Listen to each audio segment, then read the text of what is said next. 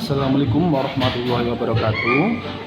Kami dari kelompok 6 ingin membawakan presentasi tentang investasi langsung luar negeri.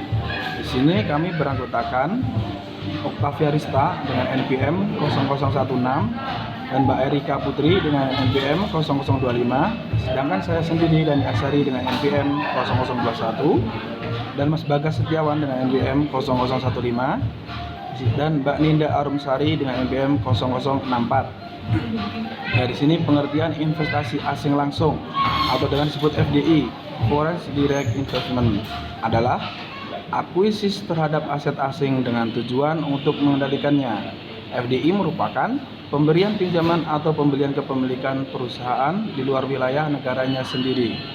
Biasanya FDI terkait dengan investasi aset-aset produktif, misalnya pembelian atau konstruksi sebuah pabrik, pembelian tanah, peralatan atau bangunan, atau konstruksi peralatan atau bangunan yang baru yang dilakukan oleh perusahaan asing. Pertumbuhan FDI. Pertumbuhan FDI selama 30 tahun berakhir sangat fenomenal. Pada tahun 1980, total saham atau nilai kumulatif dari FDI yang diterima oleh negara di seluruh dunia adalah 689 dolar miliar. FDI dunia pada 2011 mencapai 20,4% triliun. Pertumbuhan yang mengencangkan dalam FDI ini dan akselerasinya yang dimulai pada tahun 1990-an mencerminkan globalisasi ekonomi dunia. Sebagian besar FDI berasal dari negara maju. Di sini ada teori investasi nasional. Ada 3 teori, yaitu yang pertama keuntungan kepemilikan, menyatakan bahwa perusahaan yang memiliki aset berharga yang menciptakan keunggulan kompetitif secara domestik dapat menggunakannya untuk masuk pasar asing melalui FDI. Teori internalis menyatakan bahwa FDI lebih memungkinkan untuk terjadi, yaitu produksi internasional akan diinternalisasikan ke dalam perusahaan ketika terdapat biaya yang tinggi untuk negosiasi dengan perusahaan kedua. Teori electric binning. Teori ini mengakui bahwa FDI mencerminkan aktivitas bisnis internasional dan aktivitas bisnis yang bersifat internasional bagi perusahaan. Di sini saya akan melanjutkan faktor yang mempengaruhi FDI.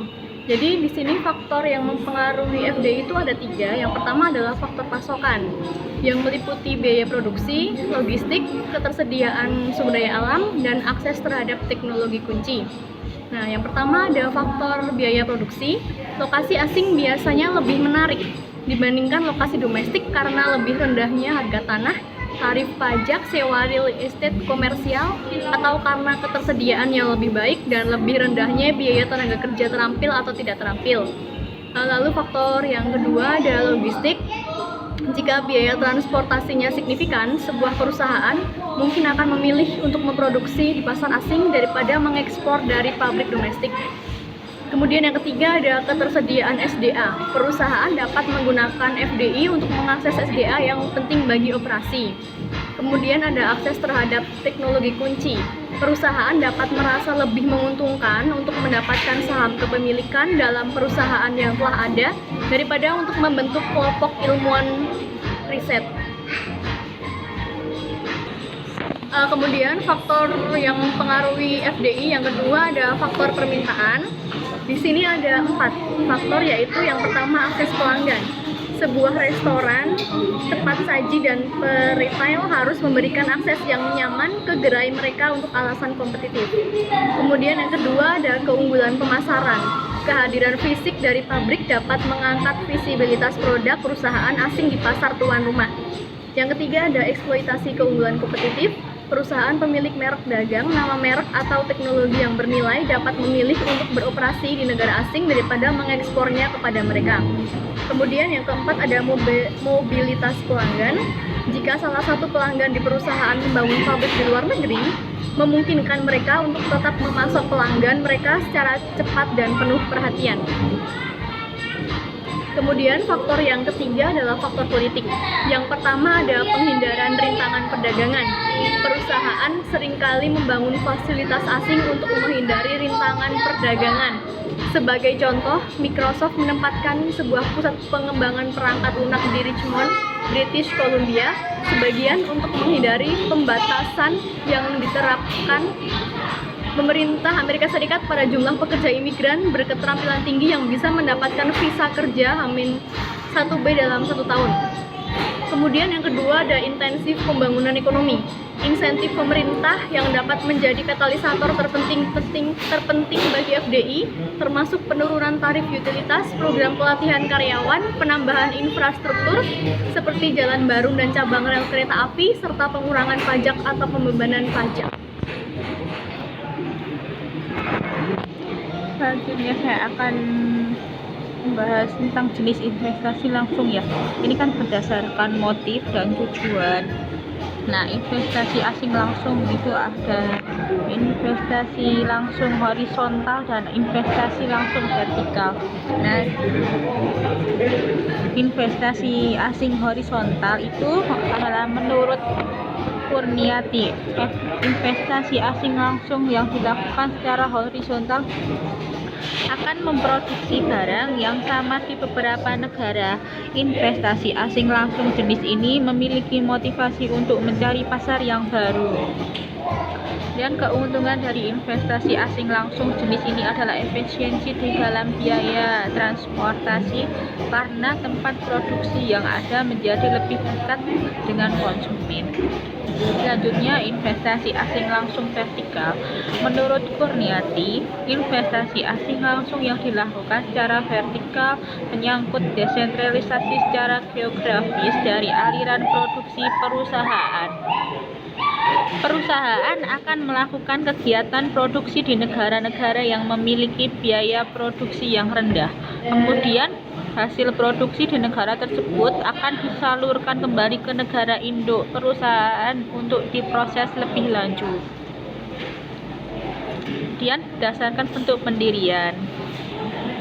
Dan ini ada FDI merger, adalah investasi dalam bentuk pembelian aset real dengan jalan untuk pengendalian andil kepemilikan sepenuhnya dari suatu perusahaan yang berada di negara penerima investasi tersebut. Selanjutnya, FDI Greenfield adalah investasi dalam bentuk pendirian unit produksi baru di mana modal asing sepenuhnya dimiliki oleh perusahaan atau investor asing di negara penerima investasi tersebut. Ya, ada FDI akuisisi adalah investasi dalam bentuk pembelian aset finansial 10% atau lebih dari saham kepemilikan perusahaan yang sudah ada sebelumnya di negara penerima investasi tersebut. Dan yang terakhir adalah FDI joint venture, adalah investasi dalam bentuk pendirian unit produksi baru di mana modal asing tidak hanya dimiliki oleh investor asing tapi juga dimiliki investor domestik di negara penerima investasi tersebut. Jadi saya akan menjelaskan tentang cara untuk melakukan FDI. Yang pertama ada joint venture. Salah satu cara berinvestasi di luar negeri dengan melakukan joint venture. Joint venture ini merupakan sebuah kerjasama yang biasanya dilakukan oleh sebuah perusahaan lokal dengan perusahaan multinasional. Hal tersebut biasanya dilakukan oleh sebuah persekutuan yang berbadan hukum dengan mengkombinasikan sebagai sumber daya yang ada di masing-masing perusahaan demi sebuah tujuan tertentu. Joint venture ini memiliki beberapa keunggulan dan juga kelebihan. Yang pertama, keunggulannya adalah perusahaan lokal yang menjadi partner umumnya lebih memahami dan mengetahui kebiasaan, adat istiadat, serta lembaga kemasyarakatan yang ada di lingkungan setempat. Lalu akses menuju pasar modal di negara tuan rumah bisa diperkuat melalui hubungan serta reputasi yang dimiliki oleh partner lokal. Partner lokal mungkin memiliki teknologi yang lebih cocok untuk lingkungan di negara tersebut. Lalu untuk kelemahannya, jika keliru dan gegabah dalam memilih partner, maka bisa menaikkan resiko yang nantinya akan dihadapi.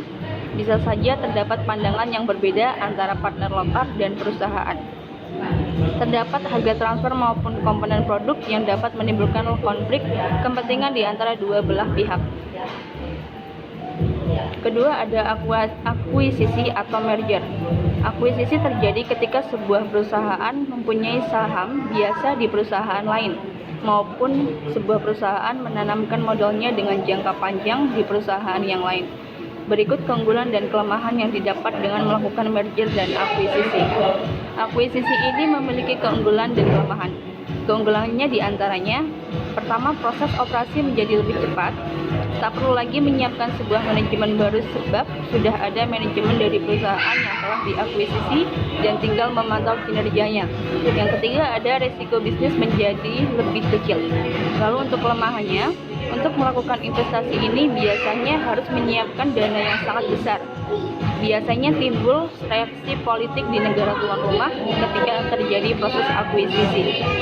Keliru dalam menilai kinerja sebuah perusahaan yang hendak diakuisisi. Lalu manfaat foreign direct investment.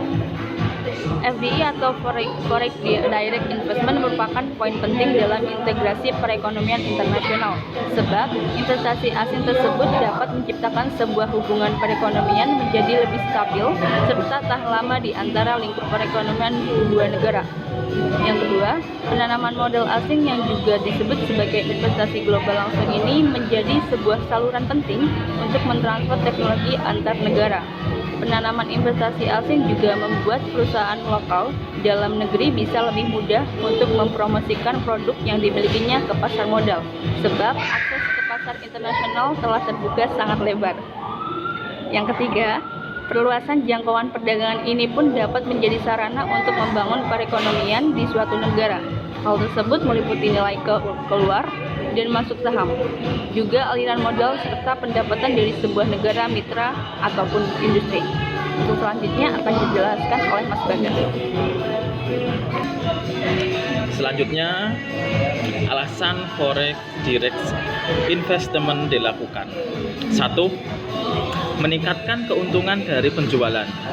Salah satu alasan mengapa investasi asing begitu menarik, salah satunya ialah karena keuntungan yang didapat, dan mungkin penjualan internasional menjadi salah satu sumber margin keuntungan yang jauh lebih tinggi dari keuntungan yang lain. Produk yang unik maupun keunggulan teknologi bisa memberikan keunggulan lebih yang beberapa perusahaan ingin memanfaatkan demi memperluas penjualan hingga ke luar negeri. 2. Mempercepat pertumbuhan pasar. Sejumlah internasional market mengalami pertumbuhan yang lebih cepat dibandingkan yang lain. Forex direct investment menjadi sarana penting untuk mendapatkan pijakan di pasar internasional yang tengah berkembang secara pesat sekarang ini. Satu hal yang menjadi tujuan utama yakni demi meningkatkan penjualan serta keuntungan yang diperoleh. 3. Menekankan biaya-biaya. Terkadang sebuah perusahaan bisa menekankan biaya logistik barang atau jasa pelanggan.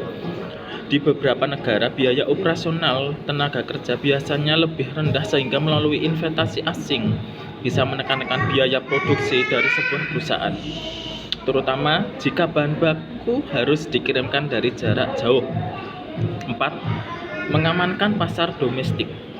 Demi melemahkan kompetitor internasional yang berpotensial serta melindungi pasar domestik, sebuah perusahaan sangat mungkin untuk memasuki pasar kompetitor. Alasannya ialah jika kompetitor potensial cenderung kurang fokus untuk masuk ke pasar asing jika lebih sibuk untuk melindungi pasar domestiknya sendiri. 5. Mengamankan pasar mancanegara.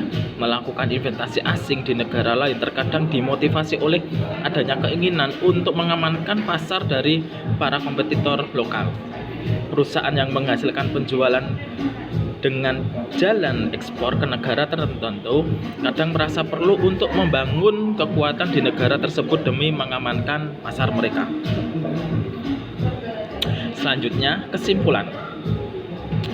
FDI atau Forex Direct Investment atau investasi langsung luar negeri adalah salah satu ciri penting dari sistem ekonomi yang kian mengglobal. Dengan cara ini, perusahaan yang ada di negara asal atau biasanya disebut home country bisa mengendalikan perusahaan yang ada di negara tujuan investasi, biasanya disebut host country, baik sebagai atau seluruhnya. Sekian dari presentasi kelompok kami. Terima kasih. Saya akhiri.